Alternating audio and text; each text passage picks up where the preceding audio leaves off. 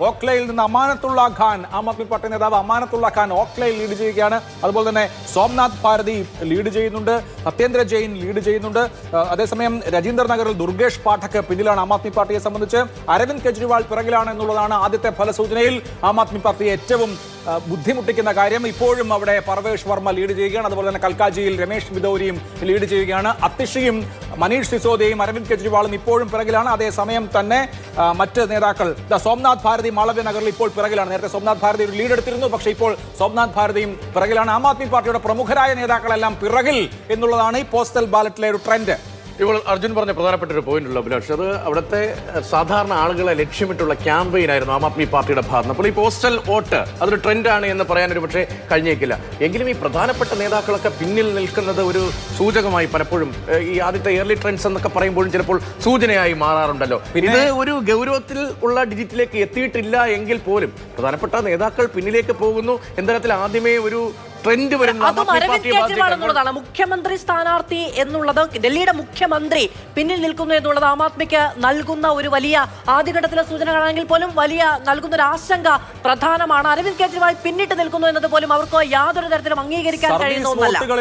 Aam Aadmi party മുമ്പിലെത്താനുള്ള സാധ്യതകൾ തുലോം തുച്ഛമാണ് എന്ന് മാത്രമല്ല, നേരത്തെ നമ്മൾ തന്നെ സൂചിപ്പിച്ചു, ആം ആദ്മി പാർട്ടിയുടെ വോട്ട് ബേസ് എന്ന് പറയുന്നത് സാലറീഡ് ക്ലാസ് അല്ല. ഏറ്റവും ഒടുവിൽ നമ്മൾ കാണുന്ന ഏറ്റവും ഒടുവിലത്തെ ബജറ്റിൽ 12 ലക്ഷം വരെ ഉള്ള വരുമാനക്കാർക്കുള്ള ആദായ നികുതി ഇളവൊക്കെ വലിയ തോതിൽ എഫക്ട് ചെയ്തിട്ടുണ്ടാകാം. ഒരു പക്ഷേ ഈ ഇയർലി ട്രെൻഡ്സ് അതിന്റെ കൂടി ഒരു സൂചനയാണ്. സാലറീഡ് ക്ലാസിനെ സംബന്ധിച്ചാണ് അത് ഏറ്റവും ഗുണകരമാവുന്നത്. അപ്പർ മിഡിൽ ക്ലാസ് BJPക്ക് വോട്ട് ചെയ്യുന്നത് ഡൽഹിയെ സംബന്ധിച്ച് പുതിയ കാര്യമേ അല്ല. അതുകൊണ്ട് നമുക്ക് ഇപ്പോൾ വരുന്ന പോസ്റ്റൽ ബാലറ്റുകളിലെ ഫലം ഇങ്ങനെ തന്നെ ആകും ഇനി അങ്ങോട്ടുള്ള ട്രെൻഡും എന്ന് ഉറപ്പിക്കാനുള്ള വകയുമല്ല. 21 BJP, 11 ആം ആദ്മി പാർട്ടി, ഒരിടത്ത് കോൺഗ്രസ് എന്നുള്ളതാണ് ഇപ്പോഴത്തെ നില.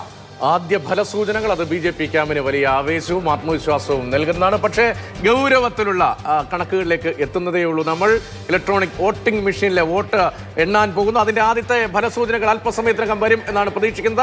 9 മണിക്ക് ആദ്യത്തെ അപ്ഡേറ്റ് ഔദ്യോഗികമായി തെരഞ്ഞെടുപ്പ് കമ്മീഷന്റെ വെബ്സൈറ്റിലും തെരഞ്ഞെടുപ്പ് കമ്മീഷൻ മാധ്യമങ്ങളുമായും പങ്കുവയ്ക്കുന്ന ഒരു പുതിയ വിവരം കൂടിയുണ്ട്.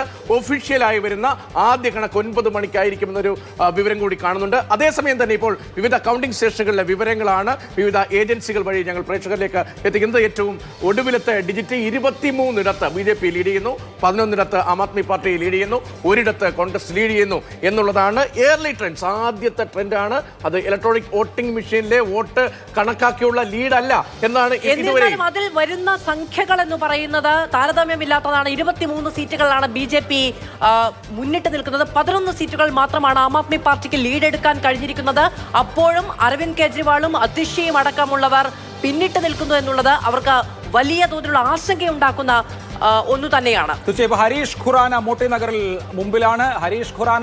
അതുപോലെ തന്നെ പർവേഷ് വർമ്മ മുമ്പിലാണ്. മദൻലാൽ ഖുറാനയുടെയും അതുപോലെ തന്നെ സാഹിബ് സിംഗ് വർമ്മയുടെയും മക്കൾ നെപ്പോ കിഡ്സ് ഒക്കെ ആദ്യത്തെ ട്രെൻഡിൽ മുമ്പിലാണ് എന്ന് പറയാം. മുതിർന്ന ഡൽഹിയിലെ ഏറ്റവും പ്രധാനപ്പെട്ട BJP നേതാക്കളുടെ മക്കൾ അവർ ഇത്തവണ ഭാഗ്യം പരീക്ഷിക്കാൻ ഇറങ്ങിയിട്ടുണ്ട്. 2 പേരും മുമ്പിലാണ്. ന്യൂഡൽഹി മണ്ഡലത്തിൽ പർവേഷ് വർമ്മ നേരിടുന്നത് അരവിന്ദ് കെജ്രിവാളിനെ തന്നെയാണ്. പർവേഷ് വർമ്മ ലീഡ് ചെയ്യുന്നു. അതുപോലെ തന്നെ ഹരീഷ് ഖുറാന മോട്ടി നഗറിൽ, മദൻലാൽ ഖുറാനയുടെ മകൻ മോട്ടി നഗറിൽ നിന്ന് ലീഡ് ചെയ്യുന്നു. BJPയെ സംബന്ധിച്ച് സന്തോഷിക്കാൻ ഒരുപാട് കാര്യങ്ങൾ ആദ്യത്തെ നിമിഷങ്ങളിലുണ്ട്. ഒരു കേവല ഭൂരിപക്ഷം മറികടന്നുള്ള കുതിപ്പിലേക്ക് അല്പസമയത്തിനകം തന്നെ ആദ്യത്തെ ട്രെൻഡിൽ BJP പോയേക്കാം. കാരണം 26 ഇപ്പോൾ BJP ലീഡ് ചെയ്യുകയാണ്. 26 BJP, 12 ആപ്പ്, ഒരിടത്ത് കോൺഗ്രസ് എന്നുള്ളതാണ് ഡൽഹിയുടെ ഏറ്റവും ആദ്യത്തെ ഫലസൂചന.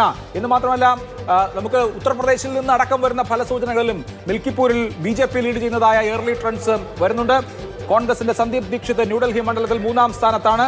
അതേസമയം BJPയുടെ, അതായത് പഴയ കോൺഗ്രസ് നേതാവായ അർവിന്ദർ സിംഗ് ലൗലി, അദ്ദേഹം BJPയിൽ ചേർന്നു. ഇപ്പോൾ BJP സ്ഥാനാർത്ഥിയായി അർവിന്ദർ സിംഗ് ലൗലി ലീഡ് ചെയ്യുകയാണ് എന്ന വാർത്ത വരുന്നു.